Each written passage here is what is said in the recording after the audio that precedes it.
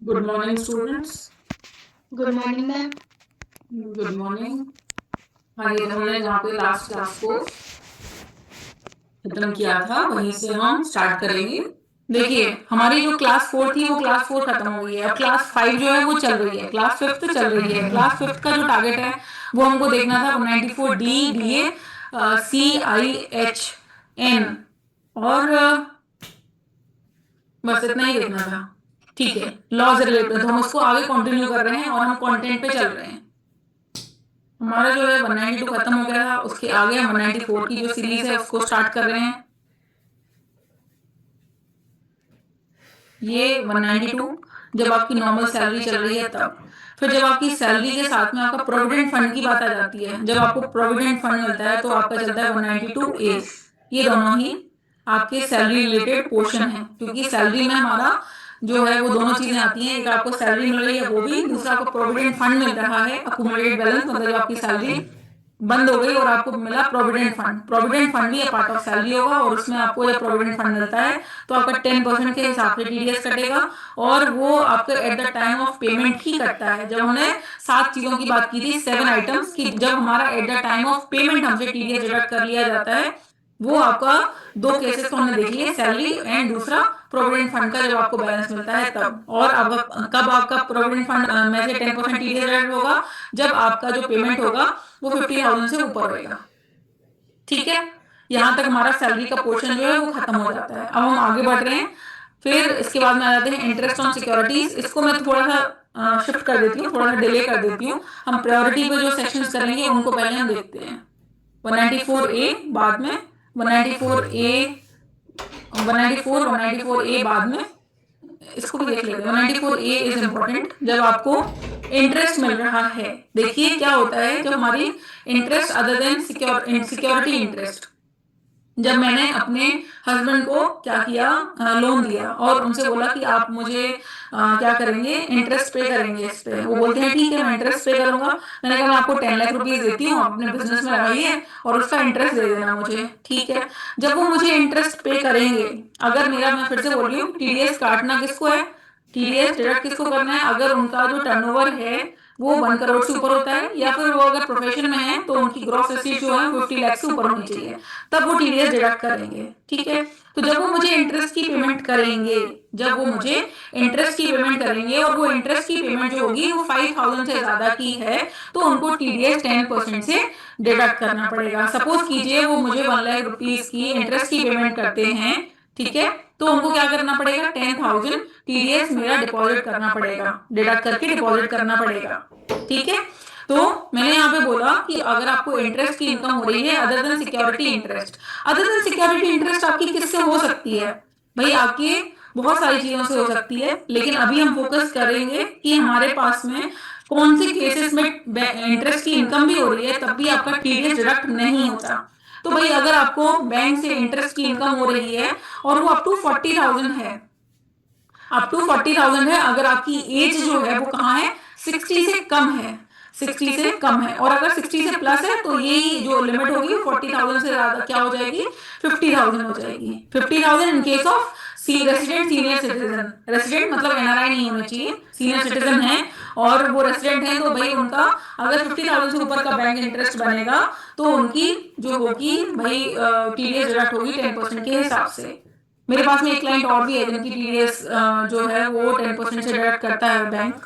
अब interest by any other person up to 5,000, obviously मैंने बताया कि मेरे हस्बैंड ने जब मुझे पेमेंट किया है 10,000 का, तब वो मेरा टीडीएस डिडक्ट करेंगे। 5,000 तक होता तो मेरा टीडीएस डिडक्ट नहीं करते। आपको इंटरेस्ट मिल रहा है on saving bank account, partner को इंटरेस्ट मिल रहा है फर्म से।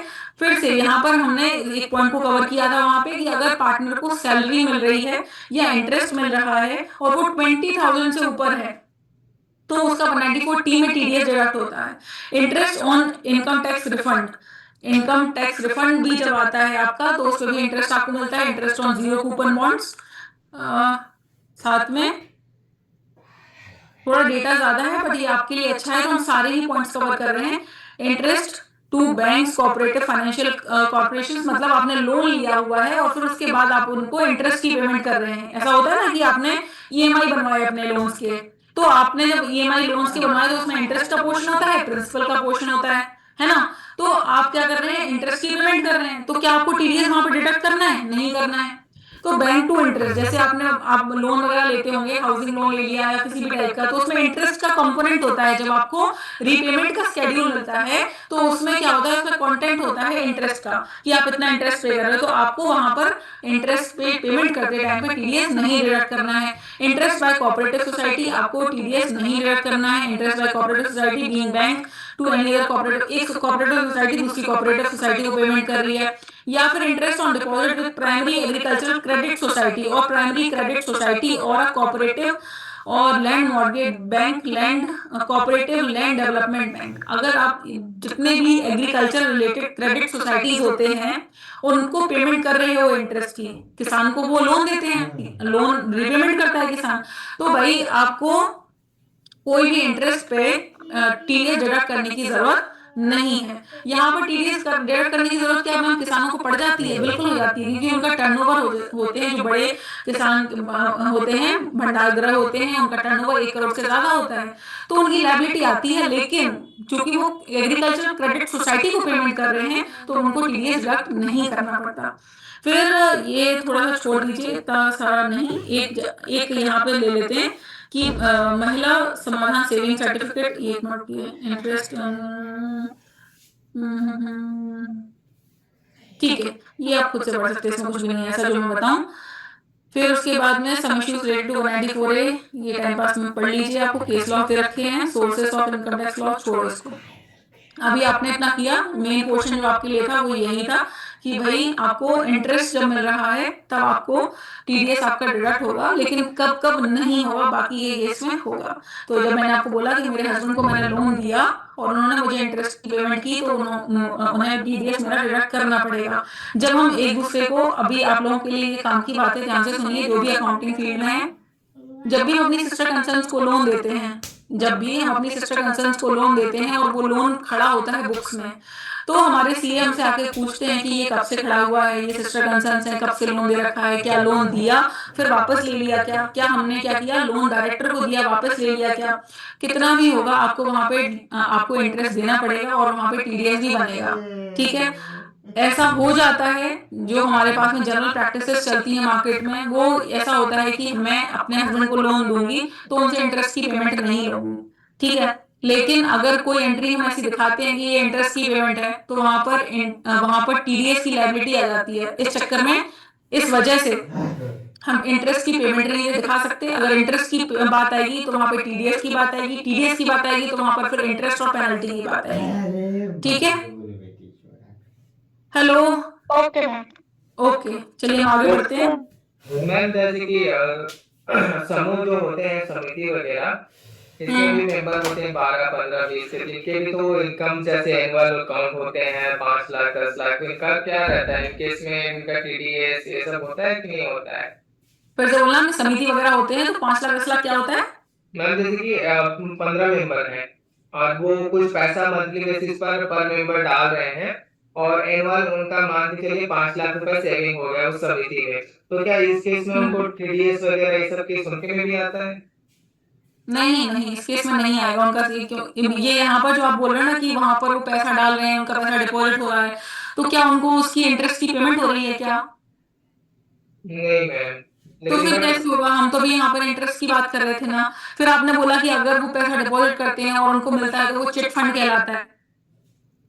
Hello, okay ma'am. वो चिट फंड कहलाता है, वो ऑल टुगेदर डिफरेंट थिंग है। आप दो दो चीजों को मर्ज मत कीजिए। हमने अभी सिर्फ बात की है एम्प्लॉयर की, हमने अभी सिर्फ बात की है प्रोविडेंट फंड की, और साथ में बात की है इंटरेस्ट अदर देन सिक्योरिटीज की।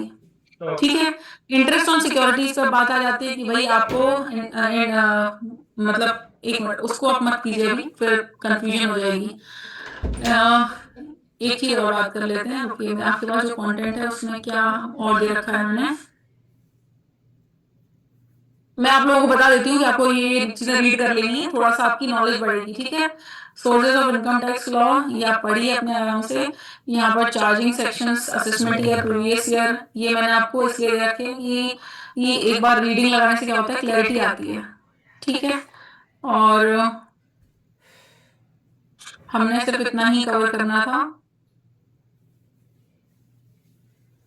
वो हमारा आज का टारगेट कंप्लीट हो गया है, 100% कंप्लीट हो गया है। आपको सिर्फ इतना सा करना है कि जब आप इस क्लास को रिवाइज करेंगे तो आप अपने आप से इनकम टैक्स पोर्टल खोल के इस चीज़ को वेरीफाई करेंगे कि हाँ, जब हमारे पास में जो ये दो चालान मैंने बताए हैं, एक 280 बताया है, 281 बताया है, साथ में आपको आप जब किसी का भी टीडीएस डिडक्ट करते हैं और डिपॉजिट करते हैं, मतलब चालान 281 के बारे में बात कर रही हूँ मैं, तो आपको अलग अलग सेक्शंस में डिपॉजिट करने होते हैं। हमने प्रीवियस क्लास में एक चालान देखा था, उसमें क्या था कि 194I में डिपॉजिट कर रहे थे वो, है ना। तो आपको क्या करना है, अगर आपके पास में जितने सेक्शंस होंगे ना, उनके अलग अलग चालान जाते हैं, कंबाइंड नहीं होता है। क्यों ऐसा होता है? क्योंकि जब आप टीडीएस का स्टेटमेंट भी भरते हैं ना, तो आपको अलग अलग ही शो करना होता है। आप एक ही सेक्शंस में डिफरेंट पेन्स ले सकते हैं, लेकिन डिफरेंट पेन्स के लिए डिफरेंट, या एक ही पेन के लिए डिफरेंट सेक्शंस नहीं ले सकते।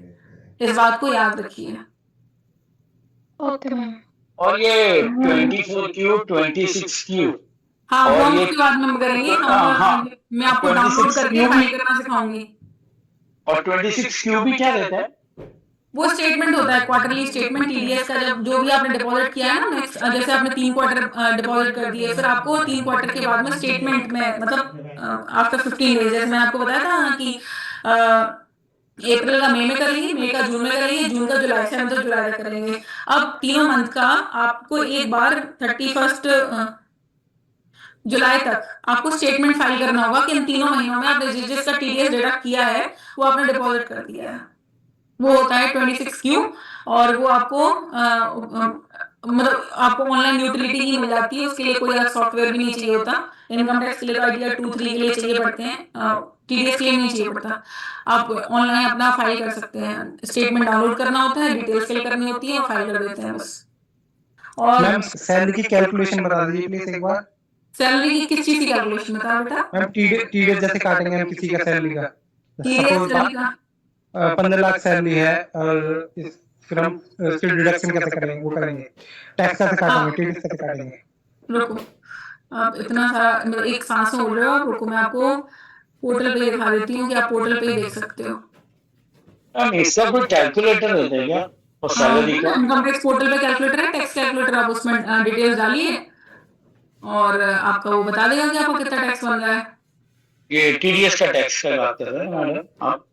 हाँ, तो आप वो स्लैब रेट पे बता देगा, तो वही आपका टीडीएस के लिए बन जाएगा। वो तो बात एक ही होती है ना। ओके ओके, थैंक यू, कहते आई एम हैं कि सॉरी। इनकम टैक्स को टीडीएस, तो ऐसा लगता है बोझ कि ये भगवान ये क्या है, वो एक ही चीज है। भाई जिसने पूछा था ध्यान दें, इंडिविजुअल एचयूएफ में देखिए, आप जिस सैलरीड एम्प्लॉय पे जाइए, आप देखिए मैंने इनकम टैक्स पोर्टल सिर्फ खोला है, लॉगिन नहीं किया, ठीक है, देख सकते हैं। Okay ma'am okay. ये सैलरी इंडिविजुअल्स पे जाएंगे, सैलरीड एम्प्लॉइज पे जाएंगे, यहाँ guidance to file return, returns, tax slabs, ये टैक्स स्लैब जो दे रखा है 3rd पॉइंट, इस पे आप क्लिक करेंगे और यहाँ पर आपके सामने आ जाएगा इनकम टैक्स के लिए कैलकुलेशन करने के लिए स्लैब्स की डिटेल, स्लैब रेट की डिटेल। यहाँ पहले आपको आईटीआर बताए हैं कि कौन से आईटीआर कब आपको फाइल करने हैं, और उसके नीचे आपको फॉर्म 16, फॉर्म 16A, ये सारे फॉर्म्स की डिटेल दी हुई है, फॉर्म 37, 26 AS, ये सब डिटेल्स दी हुई है। और उसके बाद में आपको ये स्लैब रेट दे रखे हैं, देख रहे हैं आप, tax slab for assessment year 25-26, that means for financial year 24-25। Now further ये आपके न्यू रिजीम है और ओल्ड रिजीम में आपको टैक्स स्लैब दे रखे हैं, देख रहे हैं। Yes ma'am.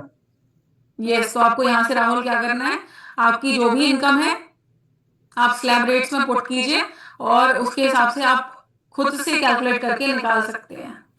आप यहाँ से खुद से भी कैलकुलेट कर सकते हैं, आप टैक्स कैलकुलेटर में भी डाल के आप पुट निकाल सकते हैं। अगर आपको 5 हेड, जो आपके 5 हेड्स ऑफ इनकम है, उसमें सब सारे हेड्स की इंडिविजुअल इनकम पता है, इंडिविजुअल इनकम पता है, तो आप क्या कर सकते हैं, यहाँ से भी उसमें भी फिल करके आप निकाल सकते हैं, ठीक है।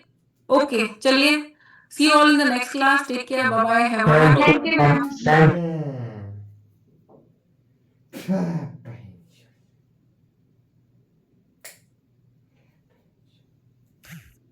क्या बताए